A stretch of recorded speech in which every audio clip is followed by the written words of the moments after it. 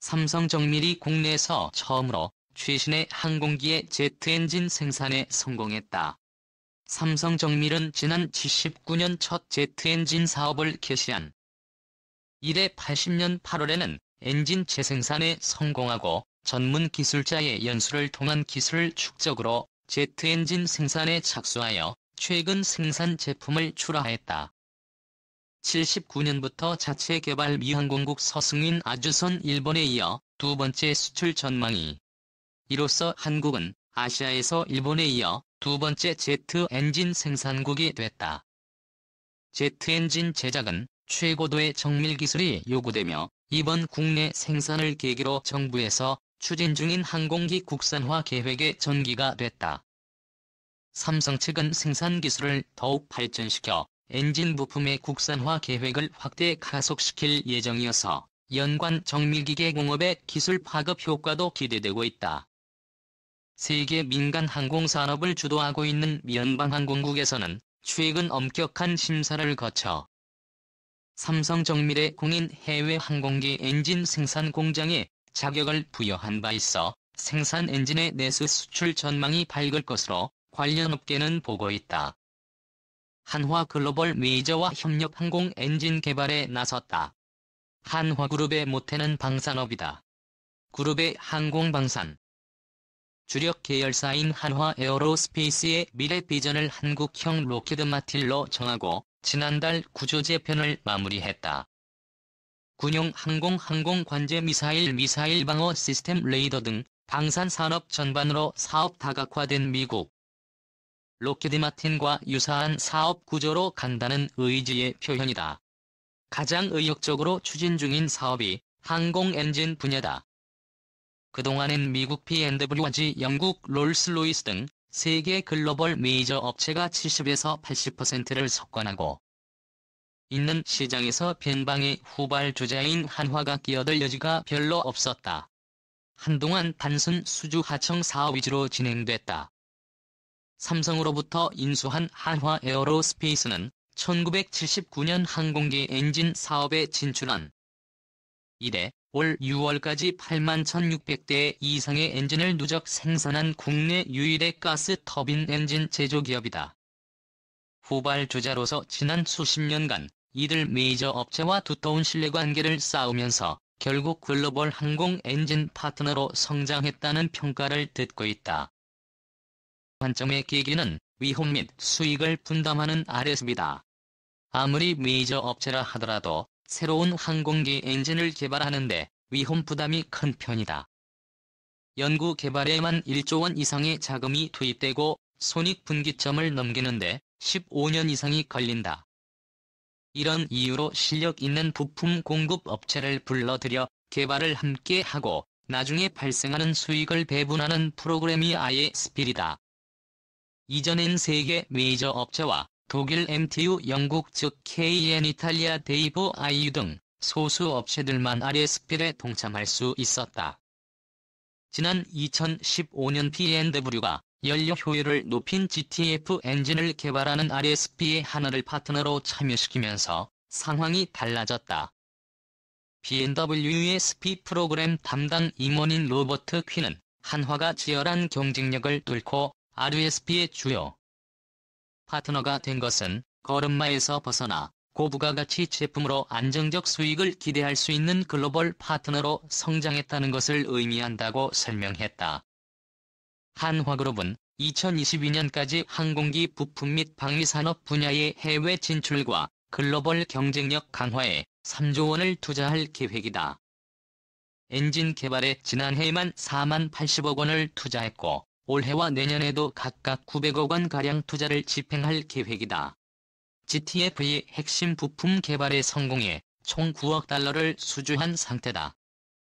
GTF는 세계 최초로 자동차의 기어 방식이 적용된 고효율 엔진으로 여기에 들어가는 미들 터빈 프레임과 일체식 로터 블레이드 등 두 가지 제품이 한화가 공동 개발했다.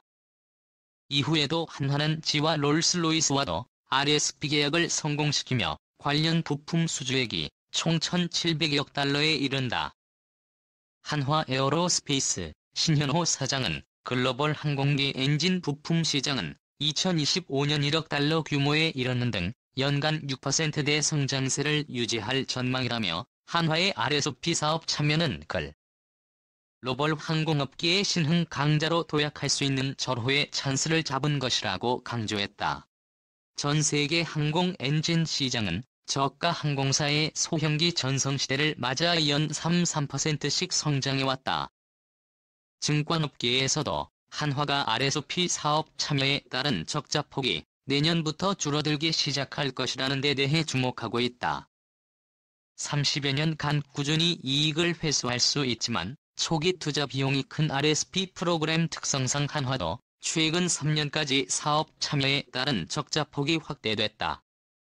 2016년 702억 원을 기록한 적자는 지난해 478억 원으로 늘었고 올해에는 950억 원에 이를 것으로 전망된다. 그러나 GTF 엔진 부품 출하 대수가 늘수록 매출액에서 원가 비용이 차지하는 비중이 기하급수적으로 떨어지는 사업 구조상 내년부터는 적자폭이 줄어들 것이란 관측이다. 황보연 신한금융투자연구원은 올해 GTF 엔진 제조 단가는 2016년에 비해 절반으로 하락한 것으로 추정된다며 B&W는 계속해서 제조 단가를 낮출 계획이기 때문에 ISP 관련 비용 증가는 올해가 마지막이 될 것이라고 분석했다. KTFX의 형상으로 지루한 논쟁을 하더니 그 고비를 넘어서자마자 엔진 문제가 대두됩니다.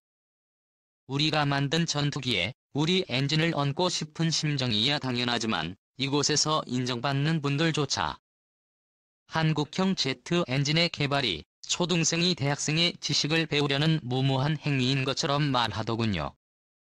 우리에게 항공기용 제트 엔진 개발은 넘사벽이고 우리가 전투기 엔진을 개발하려면 앞으로 수십 년간 수백조의 자금을 쏟아 부어야 할 듯이 말합니다. 인터넷을 검색만 해도 공개된 자료가 많은데 이렇게 무턱대고 자국을 비하하면 자신의 똑똑함이 돋보일 것으로 착각하는 건가요? 옆에서 보기에 참으로 안쓰럽습니다. 우리나라는 오래전부터 항공기용 제트 엔진의 중요성을 인식하고 장기 계획을 세워 단계적으로 개발을 진행해오고 있는 중입니다.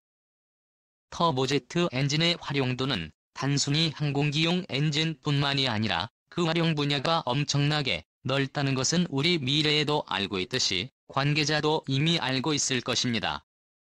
엔진 개발은 대충 소재 개발과 설계 부분으로 구분할 수 있는데 소재의 개발은 전문성을 가진 연구진이 단위별로 연구하며 설계와 성능 시험은 우선 무인기와 소형 항공기에 사용할 수 있는 엔진을 목표로 하여 진행하고 있습니다.